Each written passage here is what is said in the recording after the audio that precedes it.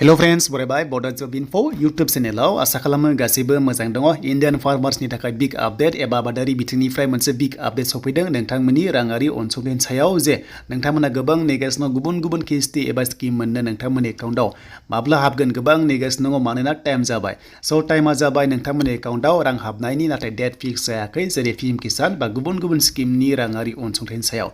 दा गभर्नमेन्टआ मोनसे रां बजाखौ रिलिज खालामबाय एबा इन्डियान फार्मार्सनि थाखाय गोबां मोजां आपडेट होनजायो।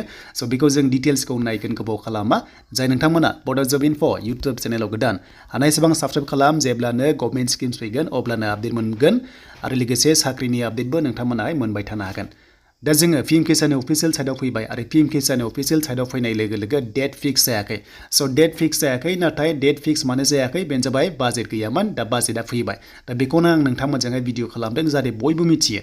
दा बेखायनो PM किसाननि रांखौ मोननो नोंथांमोननि एकाउन्टआ गासैबो स्टेटासा अके थानांगोन अब्लासो मोनगोन। जुदि नोंथांमोना अके गैयाब्ला अब्लाथ' मोनखाया। दा बेखायनो बे अके खालामनोबा एक्टिभ खालामनोबा जि खामानि मावनांगौ दङ नोंथांमोननि जेरै लिंक खालामनाय आधार सीडिं खालामनाय लेन्ड सीडिं खालामनाय जाहाथे बेफोर खामानिखौ मावना लायो अब्लासो नोंथांमोना मोनगोन। आरो मोनसे बाथ्रायाव बेंक एकाउन्टजों आधार कार्डजों लिंक थाथारनांगोन अब्लासो नोंथांमोना मोनगोन। जों फैबाय डेटनि सायाव डिसकास खालामनो। दा नोंथांमोननि PM किसाननि इनस्टलमेन्टआ हाबदोंमोन 15 किस्तिया अल इन्डिया हाबदोंमन 15 नभेम्बराव। सो 15 नभेम्बराव बे किस्तिया हाबदोंमोन नाथाय गोदान डेट दायो रिलिज खालामाखै मानोना बाजेट गैयामोन नाथाय दिनै बाजेट फैबाय बेखौनो आपडेट लाबोदों। दा डिसेम्बर जानुवारि फेब्रुवारि मार्चआवहाय फैसाखौ सोयो मोनसे किस्ति।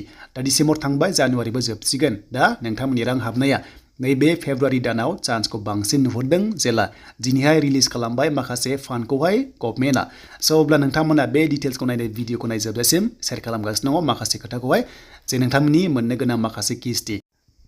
दा भारत हादराव गोबां किस्ति एबा मोननो गोनां स्किम दङ। दा बेफोरो राङा हाबनायनि लामायाव दा PM किसानाव नङा गोबां माखासे स्किम थायो जाय स्किमा आसामाव गैया नाथाय गुबुन स्टेटआव जादों। थिग बेबायदिनो नोंथांमोनाहाय गुबुन स्किमखौहाय लासैनो मोनलांबाय थागोन। दा PM किसाननि गोबां बेनिफिसियारि दङ नोंथांमोननि एकाउन्टआव रां हाबनायनि लामायाव।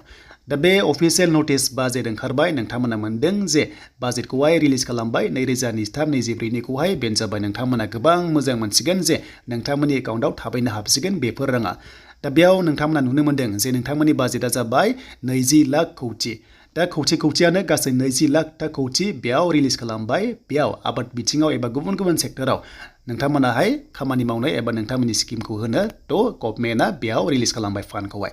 दा बाजेटआ फैबाय बाजेट फैनाय लोगो नोंथांमोननि डेट ओंखारसिगोन PM किसाननि जेराव एग्रिकालचार होनखादों नोंथांमोना बेयाव गोग्लैगोन PM किसाना। सो बेखायनो नोंथांमोना 20 लाख कौटि बेनिफिसियारिफोरा एबा नोंथांमोना माखासे डिटेल्सआवहाय मोनलांबाय थागोन डिटेल्सखौहाय नाथाय 20 लाख कौटि बेयाव बाजेटआ रिलिज खालामबाय जेला नोंथांमोननि एकाउन्टआव राङा हाबनायनि लामायाव।